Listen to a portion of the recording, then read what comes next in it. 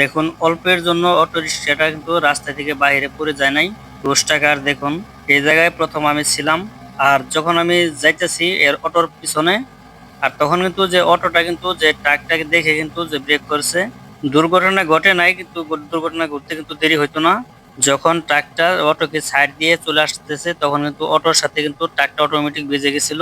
তখন কিন্তু ড্রাইভারদের সাথে কিন্তু বিতর্ক শুরু হলো।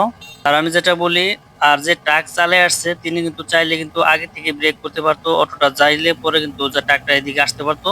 যেহেতু অটো ব্রেক করছে কিন্তু ট্রাকটা ব্রেক করে নাই। যেহেতু বড় গাড়ি ওইটা কিন্তু ব্রেক করার দরকার ছিল, যেহেতু রাস্তাটা কিন্তু অনেকটাই চাপি বা অনেকটাই পাশ কিন্তু না, রাস্তাটা দেখতে পাচ্ছেন যে একটা অটো গেলে কিন্তু আরেকটা ট্রাক কিন্তু আসা যায় না। আর সেক্ষেত্রে কিছু কিছু ড্রাইভার আছে তাদের জন্য কিন্তু রাস্তায় কিন্তু জাম লেগে থাকে, আর তারা কিন্তু বিশেষ করে কিন্তু যে কোনো জায়গাতে কিন্তু গাড়িটা ঢুকাই দেয়। আজকের ভিডিওটা যারা দেখতেছেন বিশেষ করে ট্রাকের ড্রাইভার যারা, তারা হয়তো সতর্ক হয়ে থাকবেন। ছোট ছোট যে গাড়িগুলো রয়েছে তাদেরকে সাইড দেওয়ার চেষ্টা করবেন, আগে থেকে ব্রেক করবেন।